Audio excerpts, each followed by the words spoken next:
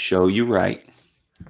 We are live, and it's week 15. We already had some things happen in week 15. Got Dr. Jene Bramel, Jason Wood sporting the Eagles headband. We got Mitch Carl in a little bit later to give you some DFS tips if you're not happy with your week 15 teams or you don't have any week 15 teams. And remember, before we start getting through all this stuff, remember that you already have 3 games worth of information to know whether you need more upside or you need more floor. Right. If you're still alive in week 15, don't listen to us. Listen to yourself. But we're here to reassure, reinforce. Let's start with injuries around the league, and we'll jump into each game as we go through the injuries. Gene, first of all, Mike Gesicki's going to play. Devontae Parker's going to play. Does that mean it's wise to trust them in any way, shape, or form in your lineup? I think you can probably trust Devontae Parker. He has been this year more so than in previous years playing through injuries that would ordinarily have maybe set him aside. Ian Rappaport this morning called the hamstring strain minor. I don't think we're in Julio Jones category necessarily, but this is a situation that Parker has been playing through and relatively effectively. The risk is that he has an aggravation and then leaves at some point during the game. But if you consider him your best option and you feel like those targets are the best shots you got, then I think you trust him. Gesicki, on the other hand, really surprising that he's able to recover and return within 7 days of a shoulder dislocation, which is what happened last week. It just generally takes players more time to get their range of motion back because there's pain and stiffness and sometimes some stability questions. So it's reassuring maybe that he was cleared to play. I don't think you're going to see him for his usual snap count whatsoever. I think this is going to be a high leverage situation. And if he takes a hit, it may be something that they just decide that they bet he's best not to play. And I still think there's a chance he could be inactive. In no way would you expect him to be active at this point. If they decide that he's close enough for him to go, I think they're going to have a couple of packages for him. And if you get a 2-catch, 1 touchdown game, I think that's probably about as much as you hope for. Yeah, that in tight end, maybe that's not bad this year. Jason, feel free to weigh in on Gesicki or Parker, but there's 2 more, and you can talk about the general topic here of going with somebody in week 15 that you haven't had in your lineup all year. In this case, it would be with Damian Harris ruled out, Sony Michelle, and Lynn Bowden, who might be the number 2 receiver today. It looks like Jakeem Grant's going to be out. Might get some trick plays. This is what we're resorting to when we're talking New England, Miami. Probably the least exciting offensive game on the whole slate. Yeah, I mean, I'm generally not a fan of going with what didn't bring you there. But obviously, there are always situations that require it. So, like you said at the start, Sig, I mean, people should feel pretty good about their decision-making process. If they're still alive in week 15, you're in your semis at a minimum. Congratulations. I have to admit, I have really no opinion on Lynn Bowden in the sense that, kind of a gadgety player, cut, signed, receiver, running back, hybrid. I just don't feel great about that. Like if it's really a situation where he is most likely the second most targeted player, then I got to think Belichick, even with the season he's having, can out-scheme that. So I'm not really excited about that. Sony Michelle's a little bit more interesting, and that's full disclosure because I can't quit Sony Michelle. Yeah, I seemingly draft him at least in 1 or 2 leagues every year, thinking this is the year. But I also wouldn't be surprised. I think James White is going to go, right? So I wouldn't feel great about it. It's just, I guess, getting back to it, Sig, like this feels more like a consolation bracket question to me. Yeah, like a lot of leagues, including many that I'm in, have a consolation bracket where, let's say, if you win that, you get $50 or you get like the top pick next year, whatever it is. If you're in your consolation bracket and make these decisions, then I say go big or go home. Like you said, you probably have some sense if you have a lead or you're neutral after 3 games. If you happen to have Darren Waller and you're feeling good, or you have Cole Beasley or Stephon Diggs or multiple of those, then you probably can play for floor. If you played against those players and you're like, oh man, I have almost no chance of winning, and you figure Sony Michelle can get you 20 points plus if he is the full boat starter this week and no one else you could viably expect more than 12 or 15, then go for it. It's really just about risk tolerance for me with him. Yeah, this game, I just think of a chessboard and stalemate and no one being able to move. Gridlock. Sonny Michelle will probably get 20 carries.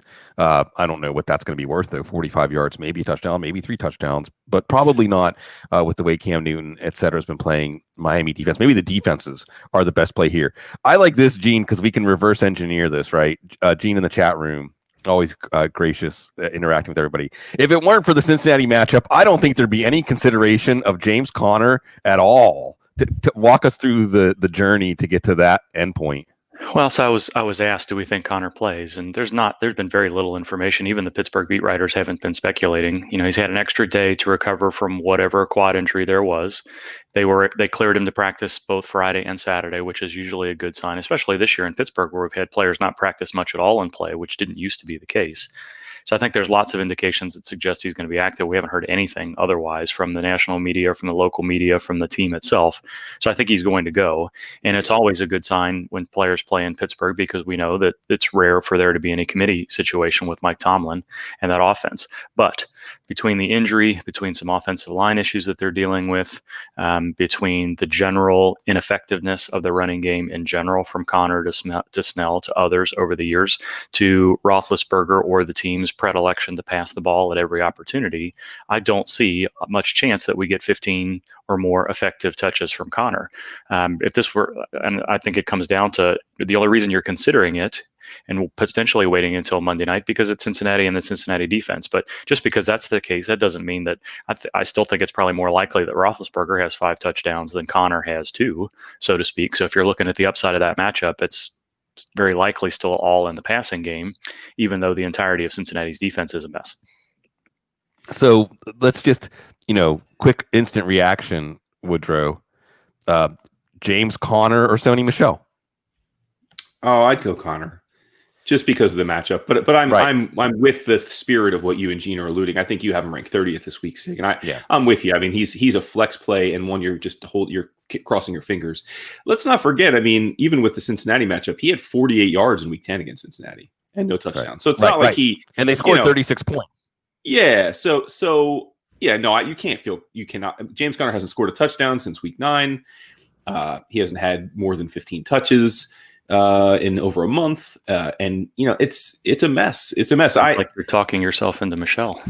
No, because Michelle could. I mean, legitimately, Michelle could be a 0, right? Like, legitimately, it could be a game script where James White and whatever practice squad running back is active this week that I can't think of right now get the touches. It's Bill Belichick. I don't think so. I think Michelle could be a 0 or like I said, 20 points, depending on if he gets the full workload and if the game script goes well. But I don't know. I think both are bad situations. But if you're making me choose between the two, you have to pick Connor, because we're only 2 months ago Connor wasn't a running back 1, right? He was playing that way in the first half of the season. So it's tough. I think that your resignation, that tone, Jason, really embodies where you're at with Connor at this point. It's the Steelers' offense. It's the matchup. It's that you hope he gets a couple of tap-in putt touchdowns, which Michelle could get too. I'm actually more confident in Michelle's volume. I think they're going to be about equally effective.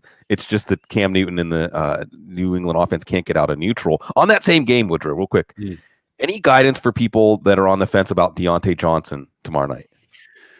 Oh, nothing too convincing. Deontay Johnson, I think, is probably the most talented package at receiver on that team. Like, he can do the most things in a perfect game script, but he's had trouble holding onto the ball. And I can cue Adam Harstead saying drops aren't that important. They're not important. Like, if rational coaching didn't treat them as important, they're not. Right. But I think Mike Tomlin is still old school. I think they're important to Mike Tomlin and the coaching staff there. So I would put it this way. If you're asking me to rank them, I feel the best about Juju. And not just because I think Juju's got the pedigree, but also because we don't really know for sure that Ben is healthy. Like, there's a lot of supposition that he's hurt again, but he's playing through it, gutting it out. And if that's true, then I'd rather have the guy that can just crush defenses on, quick outs and close to the line of scrimmage and do things with his feet. And that's Juju. So you feel good about Juju. And if for some reason, I think it's probably not unrealistic to think some teams have the choice between Deontay and Claypool, because Claypool came available on the waiver wire. I'd probably lean Johnson, but neither one of them are people I'm thinking are going to help me carry myself to a finals appearance next week. Yeah, I think that's the main thing, is where there was a point in the season that we didn't want to play Johnson. There was a point in the season that we felt like we had to play Johnson. We're somewhere in between now. It isn't like Yeah. because, like you said, I think the key James is Washington is getting snaps. That's the it's right. Here we are. I even just did it. I talked about it like it was a three-headed monster that we had to decipher. But James Washington is playing a lot. Like he's actually kind of pushing Claypool almost to a point of irrelevancy unless Claypool can get deep and catch a bomb. So yeah, that's a tricky one. I mean, because what was it? Not even 2 months ago, we thought, wow, the Steelers hit on this rookie and none of us saw it coming and good for their scouting department. And now it kind of looks like second time around the league, a little film on him, people are figured out, oh, he's pretty one-dimensional, so let's just take that dimension away. So it's a tough spot in Pittsburgh right now. I mean, they're kind of limping their way into the 1 seed. Exactly. Right? There's no momentum. This offense has no momentum right now.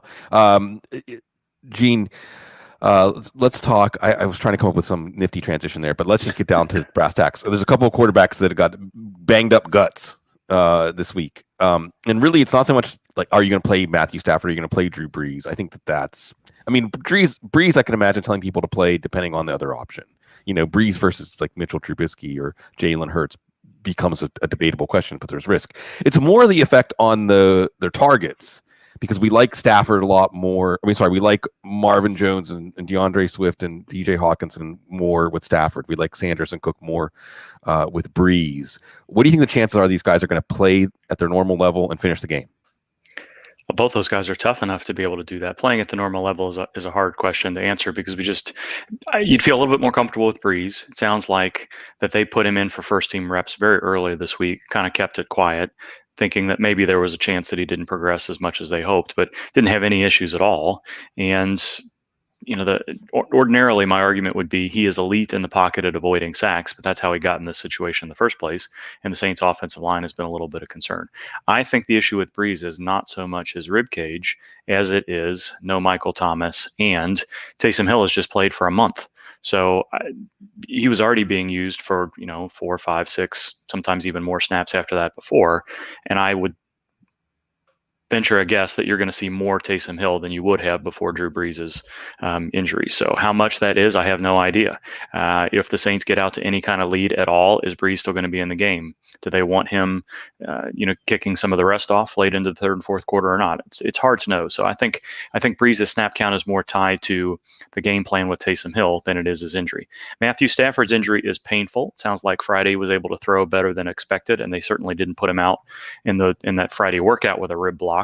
The pain management to see how he does. So if he was throwing the ball reasonably well there and he gets some pain management through the game today, he's a player that wants to go. And it was just the multiple back fractures that kept him out. They just wouldn't clear him to play. So I think he's got a good chance of finishing the game if they can keep him upright. You're not likely to see him move as much out of the pocket as he did to put himself in harm's way necessarily.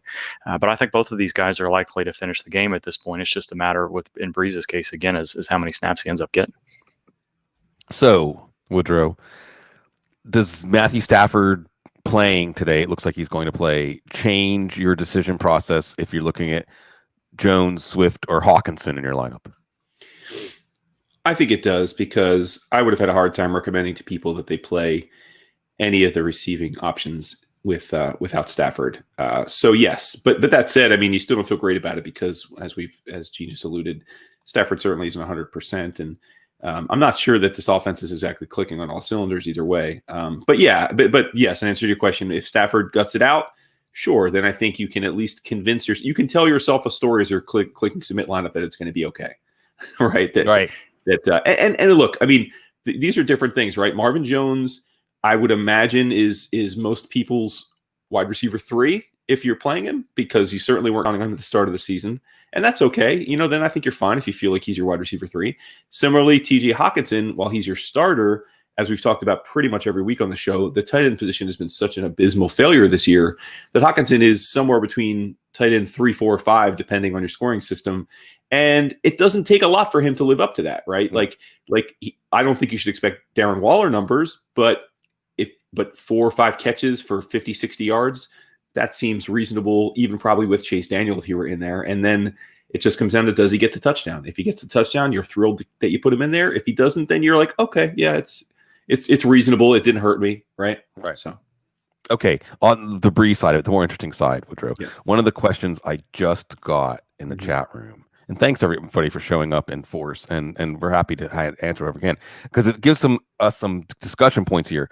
WA asks Cook or Goddard at tight end. This gets us into the Eagles offense outlook, but it also gets into the first part again, which is how much does Breeze, maybe like Gene says, maybe Breeze plays, 50 out of 60 snaps or something, but it's still going to be a Breeze offense. Right. How much does it change the idea of Cook? And we can put in, because I'm getting a ton of Goddard or questions, Goddard or Irv Smith. Goddard or Cook are probably the most. So you have the Eagles' expertise here. Lead us here. Well, I'm not very optimistic about Goddard, honestly. I mean, Ertz is back. Admittedly, Ertz isn't. I'm still not sure he's completely healthy, but he's playing. I don't think we should expect this to be a high volume pass offense with Jalen Hurts under center. So for me, it's very much about, as with much of the position, it's about, do you think they're likely to get a touchdown? So you should do a probability tree, figure out who's more likely to score. And I think that's definitively Jared Cook with Drew Brees back in the lineup. I think definitively. That's a game. The Saints-Chiefs game is likely got to be a shootout if the Saints have a shot at winning it. I suspect the same kind of mental momentum that's pushing Drew Brees to come back from 13 fractured bones in his rib cage this quickly is going to also push him to show everybody that this narrative that the Saints are 9-0 or 8-0 without him the last 2 years is BS, and he's still elite. So I think he's going to try and put on a clinic today, and I think that the best way for him to do that with Michael Thomas out is to target Jared Cook in the red zone. Yeah, I love Cook today. I mean, Me if too. you don't, I can Cook over Goddard is easy. Top 5 Cook for me this week. Yep, I think I moved him up to number 4 whenever news broke about Breeze playing, and I agree with you about Goddard. In general, let's just go off on a side tangent here, Woodrow. What about Jalen Hurts? Because I'm not finding myself the questions. Again, it's great whenever people give us these start-sit questions, because you understand when two players are enough within the vicinity that people want to know. Yeah. And I'm not finding myself recommending Hurts very often this week. No, I'm with you. I think it's still such an incomplete grade that, and I think the idea of counting on the kind of rushing output we saw last week is you can't count on that from anybody, even Lamar Jackson this year, as we've learned. So I don't think you can count on that. I think the over under Vegas is 39.5 yards rushing for Jalen Hurts. So if he gets 40 yards, that's not enough for me to feel great about playing him. I think he's a low-end QB1 at best in that situation. So, yeah, I'm with you, Sig. I think I have him 14th this week. So, I'd play him over Trubisky, but they're like a coin toss. That's pretty much where the cut is. I'd play Phillip Rivers over him. I'd absolutely play Ryan Tannehill over him, certainly, and then all the usual suspects as well. I think the key with Hurts when I'm projecting his outlook, I think he's like quarterback 16 or 17 for me. I might go a little farther and even say Mitchell Trubisky. At this point, I might go with him over Hurts, because Hurts is not Taysom Hill. Hurts is not going to break a 40-yard run. Right. Hurts is not going to make your week with a big play as a runner. He's an effective runner, but he's not a dangerous runner. Okay, he's not going to make guys miss in the open field. He's going to go 1-2 like Colin Kaepernick did late in his career. Is it there? It's not. I'm going to take off. Or at least I'm getting out. The last thing that Hurts wants to do is be sitting in the pocket when the internal clock is like at 3, 4. I think he's been coached pretty well to not do that. But that doesn't equal necessarily a fantasy ceiling. That just equals, like you said, 40 rushing yards. Vegas is prop. That should give you an idea of proposition. So of your range. So if he's giving you 4, 5, 6 points as a runner, then he's got to give you 15 points as a passer to make it, and I that might be asking a lot from him right now. Okay, Gene, a couple of big names here, and I'm gonna highlight this by pulling up a question that I got here that I had to answer. Where is it? Well, it was Zeke.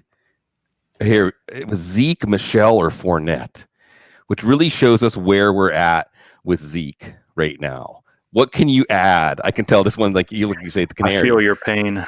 Yeah. So, I mean, are we that, or is that accurate? Is that, it's like putting him in a group with Leonard Fournette and Sony Michelle as legitimate, putting the scale out and weighing them? Is that where we're at with Zeke today?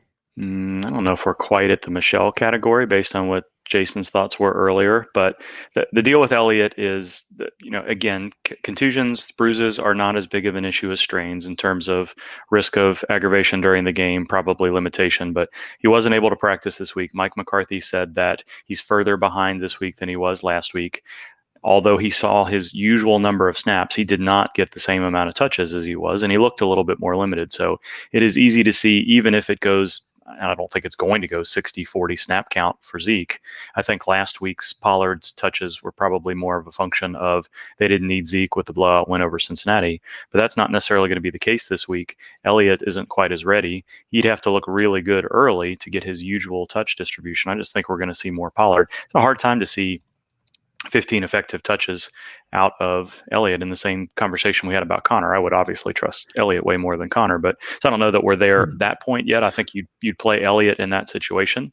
I don't think we're, I'll let you guys talk about Fournette. I haven't kept up as much with what's going on in Tampa Bay's backfield to know whether or not we trust him to get a ton of work over McCoy and Keyshawn Vaughn and otherwise, if he's going to get the full Ronald Jones workout or not. But I think Elliott's a huge risk this week. You're not expecting him to get 100 yards and multiple touchdowns necessarily as you would have at the beginning of the year. But I think if you're in that spot in particular, I think you roll with him and hope that he gets more carries than what we expect. And then can you help with this question? And we'll give this a longer treatment. The running backs in this game. Mostert or Wilson have to play one. I've gotten this one a lot, Gene. I don't know how you answer that question. In each of the last 4 weeks, regardless of their relative health, both Mostert and Wilson have been dinged up at different points where you'd think, well, the other one would get more carries and touches. It's been almost 50-50, both snaps and touches. So I have no idea. I am reassured. I would have said Wilson for sure had not the trend toward the end of the week go so well for Mostert. And as we talked about on Thursday night, what we didn't know at that point was the MRI more for reassurance sake?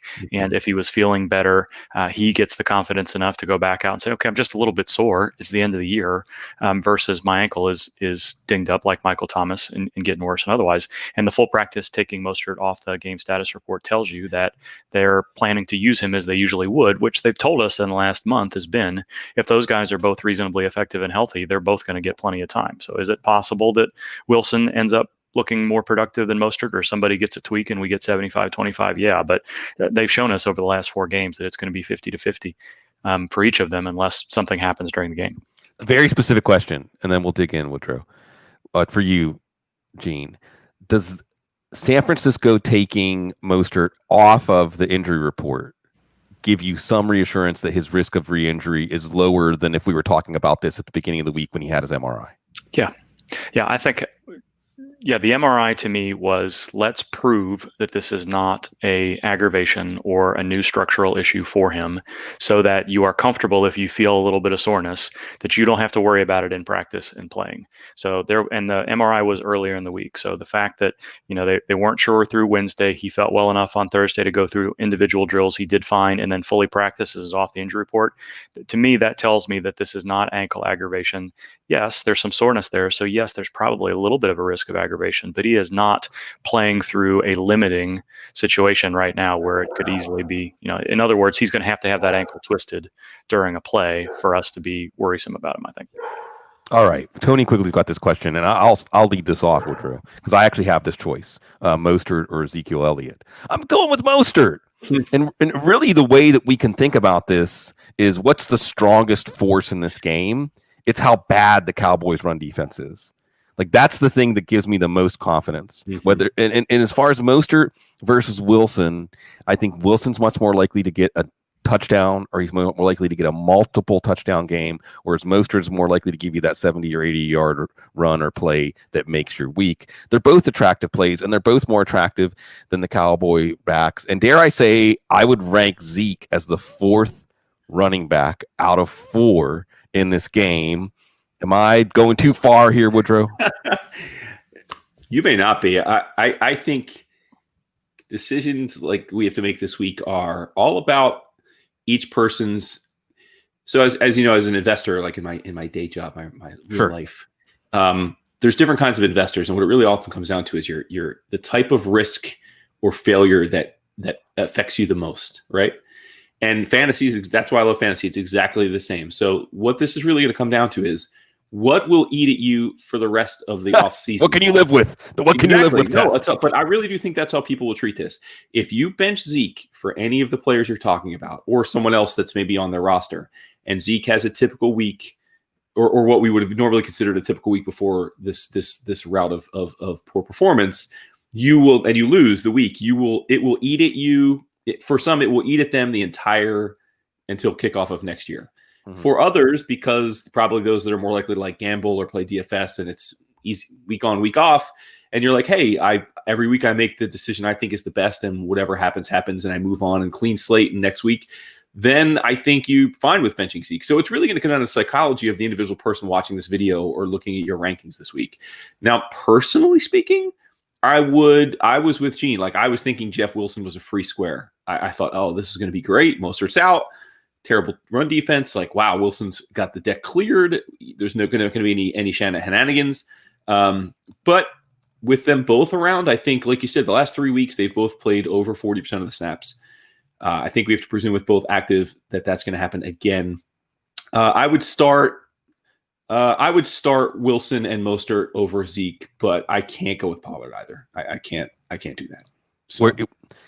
The hard part is, and someone said in the chat room, is Pollard has looked better than Zeke if you've just watched the games. Well, Pollard's healthy. Yeah. Well, this isn't like a Miles Sanders thing where you're like, well, it might all come back and all at once like it did against the Saints, because Zeke isn't healthy, and yeah.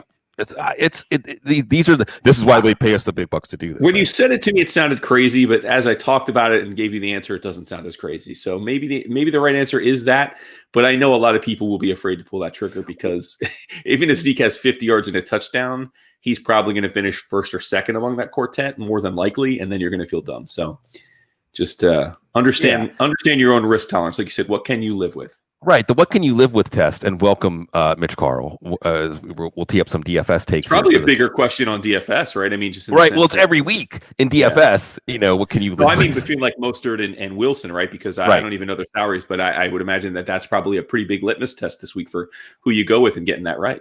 Right, that is a good place for us to start with Mitch Carl, Rise or Fall, DFS and Donuts. Folks, you know him, you love him. How important is it, Mitch, we'll throw you right in the deep end, to have one of the 49ers running backs in your DFS lineup this week? And if so, which one? Actually, I'm not on any of them this week. I think Mostert is interesting for touchdown equity at best. His rushing prop is over 55.5, under 55.5 right now, depending on what book you're looking at. So that was an interesting line. I thought it was a bit higher than it would be.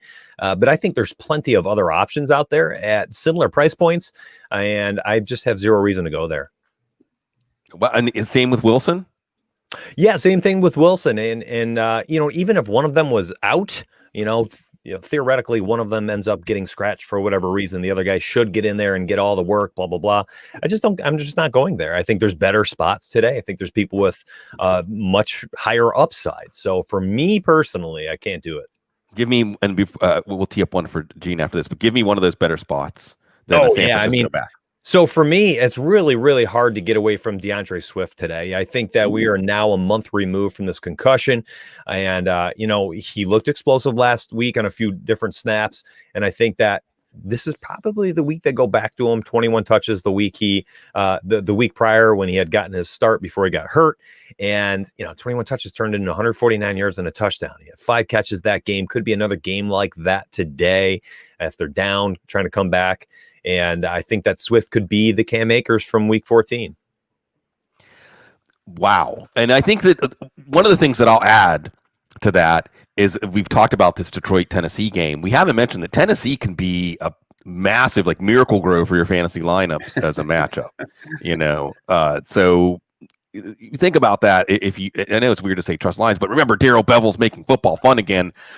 Colt McCoy doesn't make football very much fun at all, especially if you have Evan Ingram. But if you really are at those kind of dire straits and Evan Ingram is one of your choices, what do we know with respect to the medical side of his outlook? I mean, not much. You always worry about calf injuries, soft tissue things toward the end of the week, but there didn't seem to be much concern. I don't know that the overnight report that we got that said he's going to be catching passes from Colt McCoy was all that reassuring, but I don't have any inclination that he's not going to play, and hopefully he's healthy enough that he can be available for some of those passes. So not enough information to use to say to hold him off. If I think it comes down to more to what you think about the offense and Colt McCoy than his injury. Woodrow, I mean, do we even care what we paid for draft pick equity wise for Ingram? Are we just looking at Colt McCoy and going the other way? Yeah, no, absolutely not. No, Ingram hasn't earned he hasn't generated enough goodwill performance to just think he can overcome poor quarterbacking. And I don't want to insult Colt McCoy. I think he's, by all accounts, probably a future head coach in the league. He's a smart guy. Everybody loves him, but he's obviously, he's extremely limited. I mean, of the projected starters this week, he's probably the least athletic starter on the field. So, okay, Mitch, let's drill down on tight end while we're on Ingram. It's not Ingram. The answer is not Ingram. Is the answer just Kelsey? Is that it? Maybe Andrews, or do you use your big ticket slot somewhere else? Let other people go in on Kelsey, and you have a little sleeper that you like at tight end. All right, so that's a great question because, man, he's just been so good. He's got that massive upside, but the issue with it for me today is the fact that his price tag is through the roof. I mean, they priced him up at his ceiling. At this point, he needs to hit it. So my personal take is a guy like Travis Kelce today, if you're using him with Patrick Mahomes as a stack. We have looked at each week that Kelce has gone absolutely nuclear, and we've seen 24 or more points on DraftKings every single week by Patrick Mahomes on those big weeks by Travis Kelce. So if you use Travis Kelce this week, you might as well just plug him with Patrick Mahomes. If you don't use him this week, I think the pay down options are Mark Andrews, Dallas Goedert at 3.9K as price keeps dropping on DraftKings, and TJ Hockinson at 5.2K. So you nailed a couple of them that I was on. I think you can even look at Cole Kmet, who's outsnapped Jimmy Graham over the last month as well. He's down there at 3K on DraftKings. He's very cheap on FanDuel as well. I don't think the upside is really there to win you a tournament, but he's a pivot off of Jared Cook, who is starting to get some traction this week because of the return of Drew Brees. Real quick, and I don't want to belabor this too much, but you got the wheels in my head turning, Mitch. How good, like if you had to give a grade, and I know that we want to be kind, but if you had to give a grade to the pricing changes week to week, or how the pricing is doing at making DFS more difficult or interesting, how responsive do you think? Because it's getting bigger and bigger every year. How responsive do you feel like the sites have been this year to making good pricing changes week to week? Yeah, so that's a great question because I know that's a hot topic. That's a hot topic in the DFS community. They're always talking about pricing changes. This website is soft. This platform they're really tight with their pricing. I've always found it to be slightly irrelevant, to be honest, and just to be completely honest about really my personal opinion. I don't care. I don't care if the pricing is soft. I don't care if it's tight. It's totally irrelevant to me because truly it comes down to ownership each and every week. And if the pricing is soft, certain guys will be extremely highly owned, which gives me an opportunity to be creative and pivot and try to find different players that I'm getting off of. And I think that lineup theory, game theory and lineup theory is more important too. So if you're looking at somebody who's highly owned, if you're using him, find a way to be unique in other ways. And there's many different ways to continue to construct your lineup, be unique in a tournament and still be on chalky players. And there's ways to, build winning lineups without using them too. It's irrelevant. For me, it's irrelevant. I like that. Well, that's how I respond when people ask about different rules and things. I say it's a puzzle. Just tell me what the rules of the puzzle are, and I'll try to solve the puzzle. And they're all interesting puzzles. But also, I was hoping you were going to give them a failing grade so that I could say, we're going to set up a committee, a secret committee. We're not going to tell you who's on it, but we're going to give it the stamp of approval every week and have like FanDuel pay us big bucks to certify them and then go to DraftKings and say, well, if you pay us more than FanDuel, we'll certify your prices. That's my scheme. But that's for another day. That's Careful, for the off-season. You're going to start sounding like a capitalist, and we know better. I know, right? Well, it's tough times, man. Necessity is the mother of invention. Robert D was asking, what do we expect from Russell Gage this week? Gene, before we get into that, what do we expect from Julio Jones next week? Get a PRP injection so he can play before the end of the season? Yeah, cross your fingers. Yeah, that's right. Cross your fingers that he recovers well enough. That tells you that this is whatever he was feeling in that 95% snap count week he took a couple of weeks ago was significant enough, and he's been gutting it out as we know he's had all year long. So the hope is that the growth factors and the anti-inflammatories and the PRP injection allow that injury to heal well enough for him to come back. But at this point, I think we're getting closer and closer to him shutting it down for the season. So, Woodrow, what do we think of Russell Gage this week? Threw a touchdown last week. I think 5 for 82. Tampa matchup. All systems go. Well, it's interesting, right? I mean, it wasn't that long ago that we viewed playing Tampa as a passing offense is a real problem, right? Like all that. But it's definitely one of the better on paper matchups. I mean, Tampa Bay's secondary has fallen apart in the last 4 or 5 weeks, and is definitely on paper should be a matchup that Atlanta can exploit. That said, this is Atlanta, extremely up and down. They seem to be a better team with the coaching change, but they're still not by any means a team that gives you much confidence in terms of being able to execute their planned game script. But yeah, Russell Gage, it's funny, I think Russell Gage came out hot this year, and we thought, oh, maybe it's going to be a 3-headed monster. Maybe this could be one of those years where if Matt Ryan throws for 5,000 plus yards, we'll have 3,000-yard receivers. And then he completely became irrelevant with Zacchaeus taking over the role. But then Zacchaeus got hurt, so Gage is back in, and Jones and Ridley just haven't been 100% this year. So I feel okay with him. I really do. I think as a wide receiver 3 this week, I could see plenty of teams that are in their playoffs that have to make that decision, and I think it's a fine decision. I have no issues with it. I could see him racking up, and in PPR format especially, racking up points this week in that game, because I don't know that Matt Ryan's going to have enough time to throw, and Matt Ryan also might just see ghosts anyway. On that topic, Mitch, discount wide receivers, the glue of your lineup. You may have one wide receiver spot left and only a certain amount of money to toss in there. Who are some of the lower priced wide receivers you like today? Oh, I love it. I love it because I think this is often where you make your most money each and every week. It's these kind of one-off wide receivers you can use, and one of them is Kiki Cootie. Nice. Cootie, however you want to say it. Yeah, we're believers, you and I. Now, he has had 3 games where he's had over 100 yards against the Colts in his brief 3-year career. 3 out of 4 games he had over 100 yards. A lot of that has to do with the fact that the Colts play a 2-deep safety zone defense. They allow opposing teams to throw the ball short and underneath, and that's where Cutie thrives. He's got a very low ADOT, average depth of target. And I think this is going to be one of those games where he's going to get 10, 12 targets, 6 to 8 catches, 60, 80 yards. And if he scores, even better. But I think that's like a baseline. I think that people are he's very undervalued today. His price tag's at 5.3K at DraftKings, around a 6 to 8% ownership projection. And I think, listen, this is a guy who has 20-point upside if he can hit what he's done against them 3 out of 4 times. There's a couple pay down options. I like DJ Chark as well at 5K this week as a pivot off of T.Y. Hilton, whose ownership is climbing. And DJ Chark has had a couple good games this year with Minshew, and we know that Minshew likes him no matter what. So there's that. There's a couple other guys that are going to be kind of chalky, but I want to at least touch on them. It's both Emmanuel Sanders and Traequan Smith. They're both dirt cheap. Emmanuel Sanders at 4.2K looked very good with Drew Brees in the beginning of the year whenever we didn't have Michael Thomas.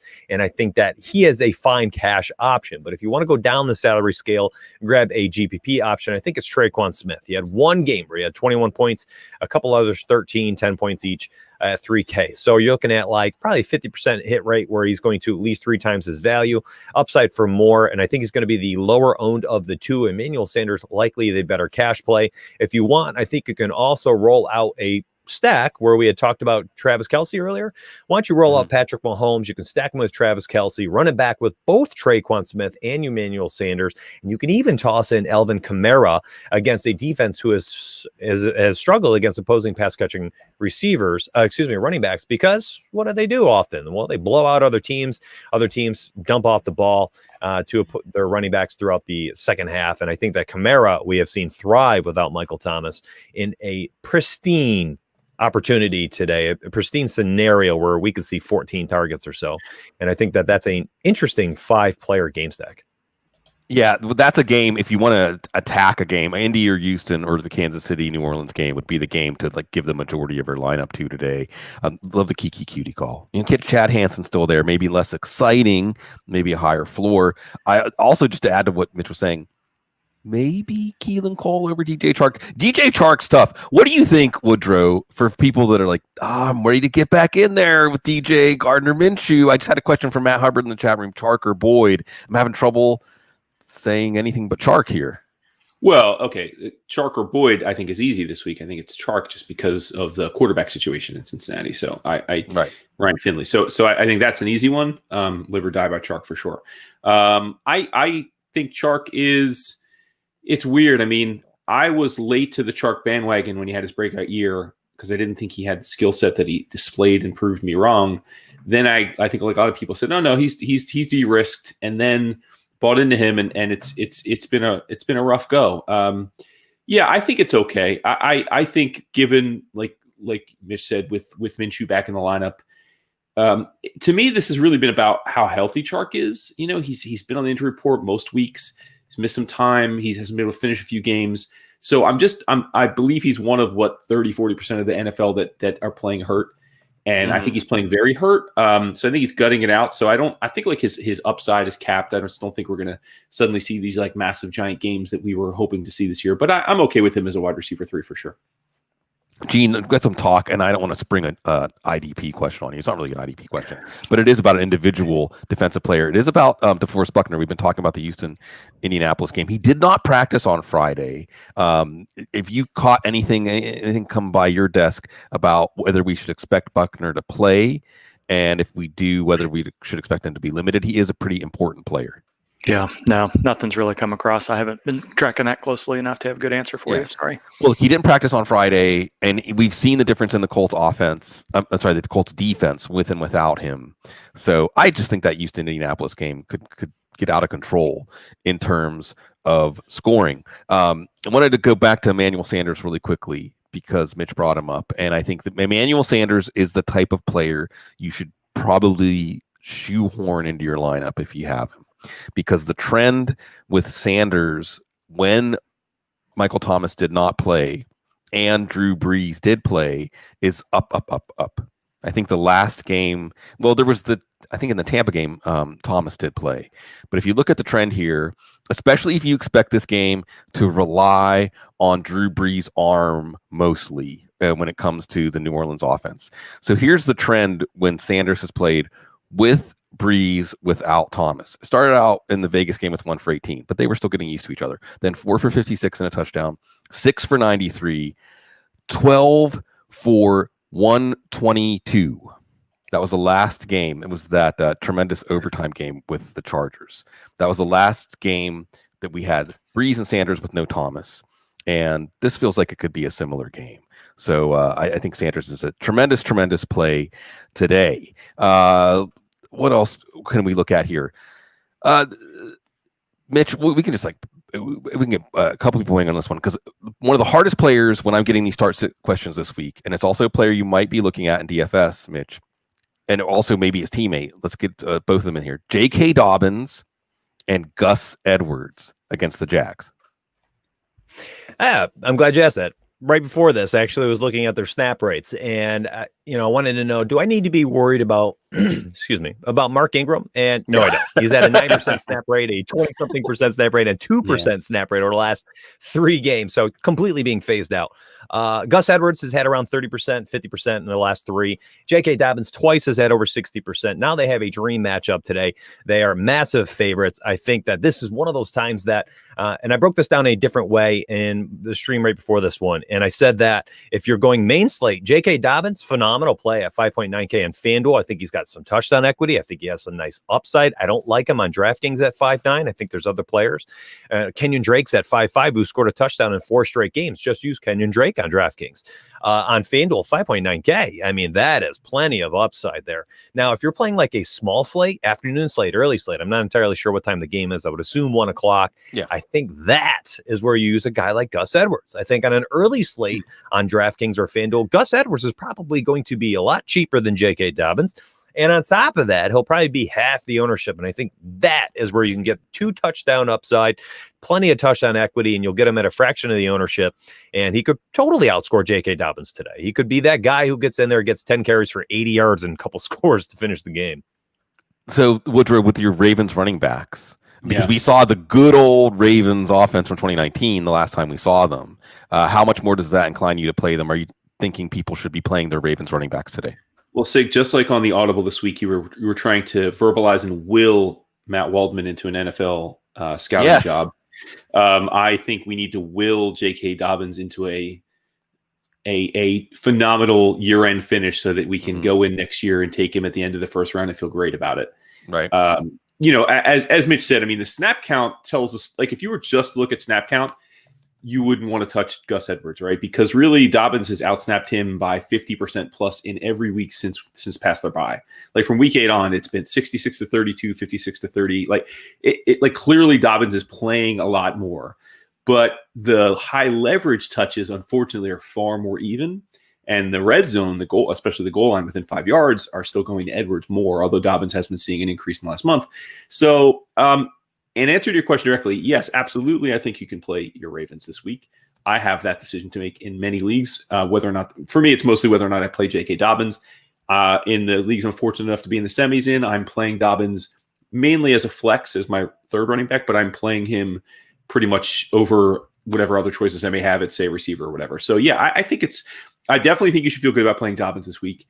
And I agree with Edwards. It's really about touchdown equity. Does he, last week he had 2 touchdowns. Does he get the opportunities? Does the game script allow for him to convert a score or 2? And then you're going to feel fine.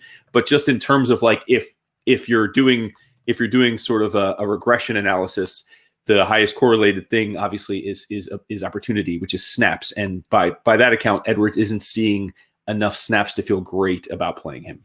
You just have to love Edwards' finishing instincts when you're watching the game on Monday. Oh yeah, this isn't about talent. Like this isn't about do I think but this is about what are we seeing? The trend is Dobbins is out snapping Edwards roughly 2-1 since the bye, except for the week obviously that he missed. And as a result of that, all else being equal, even if you hold their skill sets to be equal, which I don't, I think Dobbins is a far more well-rounded player.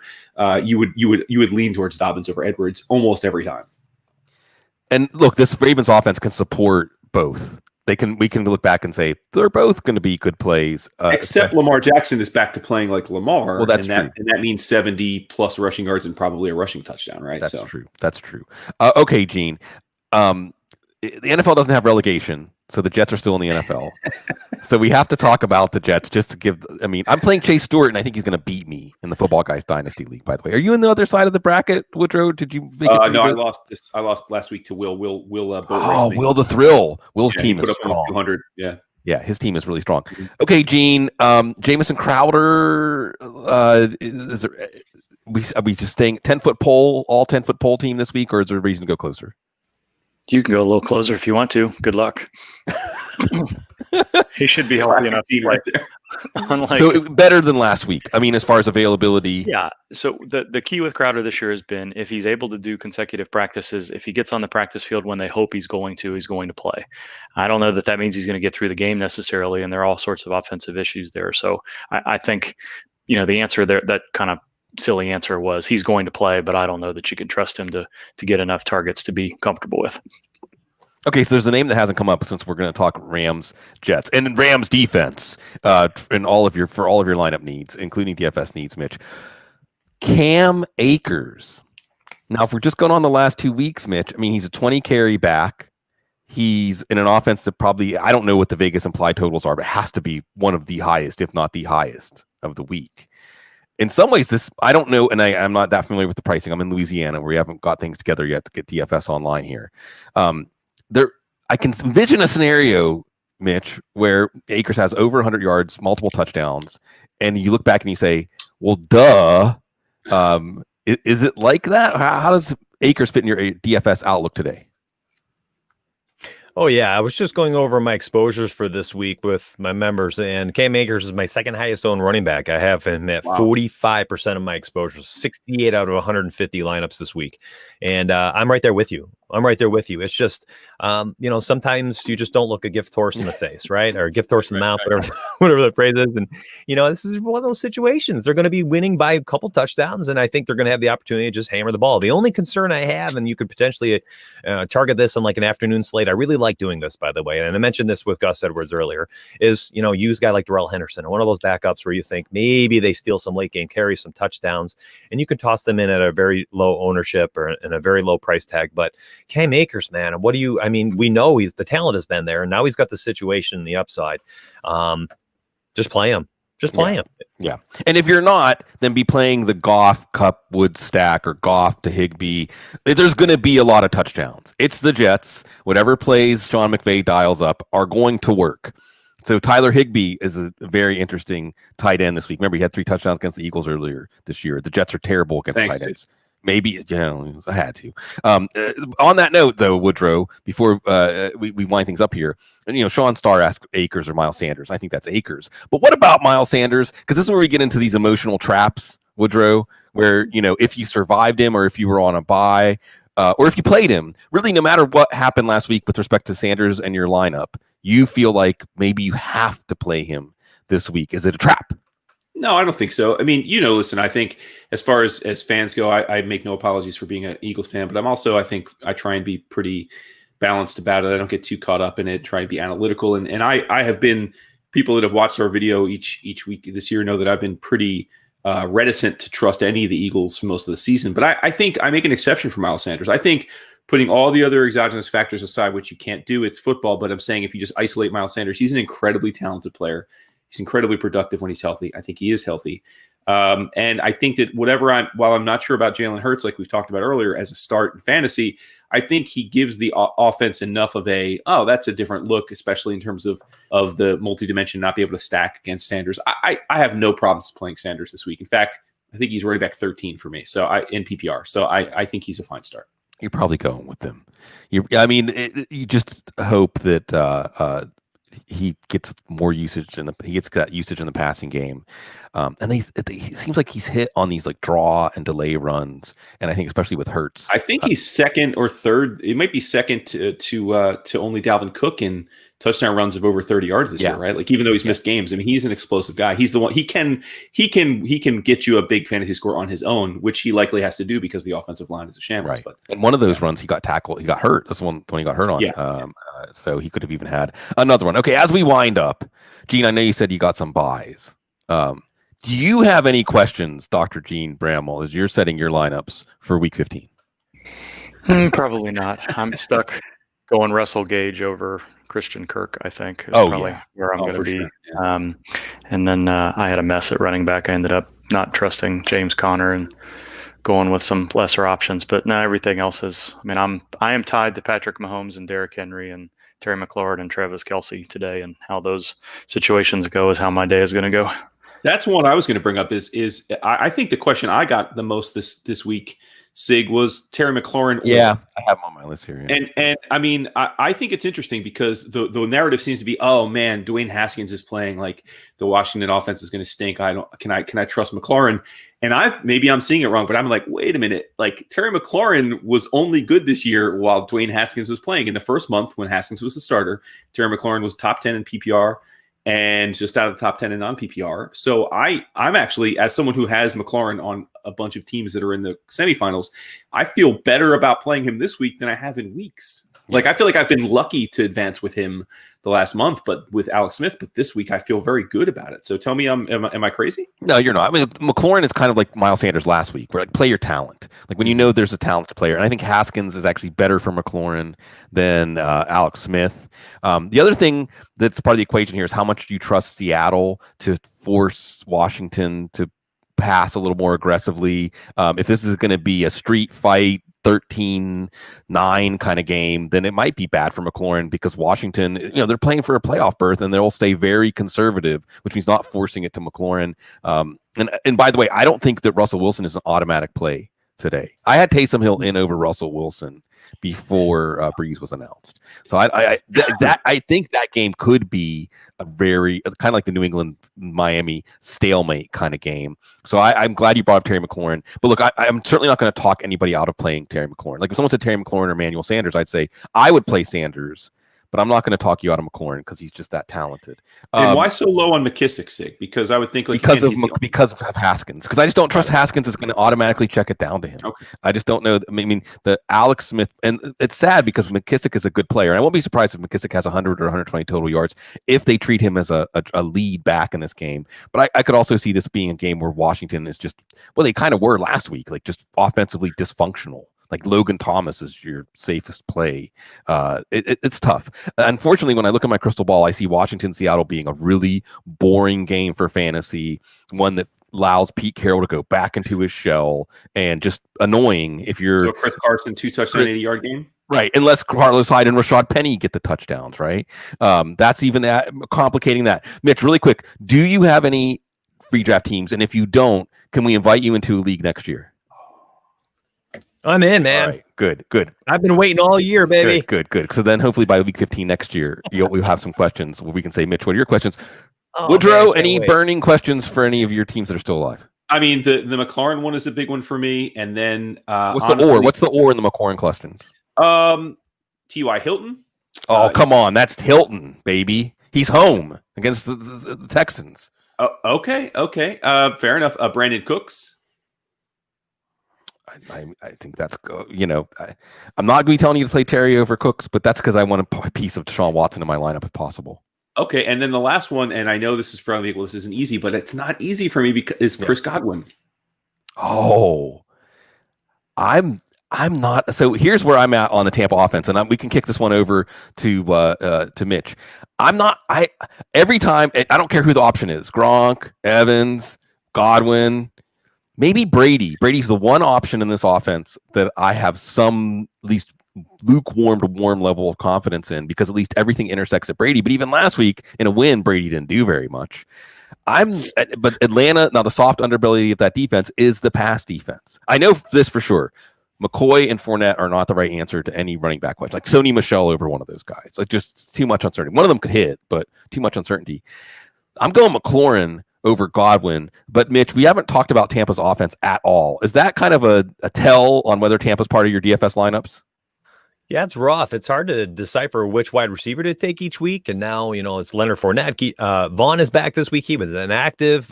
We saw McCoy getting some third down work. I mean, it's just such a muddy situation. Leonard Fournette, I suppose, 4.5K, interesting. Mike Evans for the touchdown upside equity, I suppose. But I mean, just like you guys, I don't know. Yeah. One last one before we go to the door for Dr. Gene real quick. Tom Clancy. I'm trying to find his question. He asked, is Lockett's knee? Tyler Lockett, we haven't mentioned, speaking of that Seattle Washington game. He said he had, after the MRI, any worries there? It's one of those things we may find out after the season that he was playing with something. Yeah, I think we've seen this off and on. He probably got some chronic knee soreness. Lockett's knee has been an issue in previous years, too. It's hard to know. Changing nature of the Seattle offense with Carson and Hyde back, is that playing a role? DK Metcalf, how do you not throw the ball to him? So it could be. I'm sure the knee is playing a little bit of a role there, but there's lots of other factors involved too. Lockett's a good one. Like it might be the brilliant move if you're on some of these wide receivers we've talked about, benching Lockett for an Emmanuel Sanders or Terry McLaurin or something like that, just because he hasn't given you that fear of missing out lately. And this game isn't necessarily a game that's going to give you that for any of the players. I'd fear missing out getting to spend time with my friends here, Dr. Gene, Jason Wood, Mitch Carl, rise or fall, all of your DFS needs, football guys, all of your fantasy football needs. And we're still alive, or at least putting in some DFS lineups, some player props. Player props, man, that's where it's at. I have a feeling that like within 2 or 3 years, guys, we're going to be talking about player props a lot on our shows. It's all the same thing. It's good to get to spend this time with everybody here. May all of your teams advance. May all of your DFS lineups hit, all of your player props, and all those other things. We will be back for week 16 on the other side of holiday. Everybody, I hope you enjoy your time with your people and enjoy the football today, tonight, tomorrow night. Enjoy the AFC. Got to mention this AFC champion, Buffalo Bills. None of our children were alive the last time we could say that. About time, baby. Yeah. It really, and I just watched the Four Falls of Buffalo last night. It was like all cosmic, If you have folks who haven't seen it, the 30 for 30 on the Bills team. You think Josh Allen for MVP? Yes. Like if they finish strong, I think it's going to happen, right? Yeah. I just want to see Josh Allen against. I confessed on the show this week that I'm actually rooting for the Bills over the Steelers. I'm going to get totally ostracized from Steelers Nation by.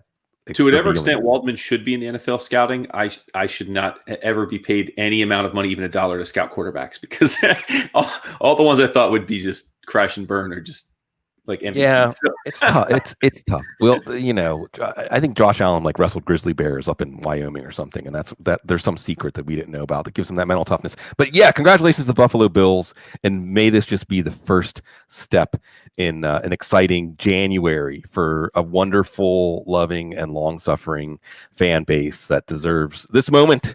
And may we all have our moments this week, folks. As always, we love serving you. It's a privilege. It's a pleasure because you're so classy.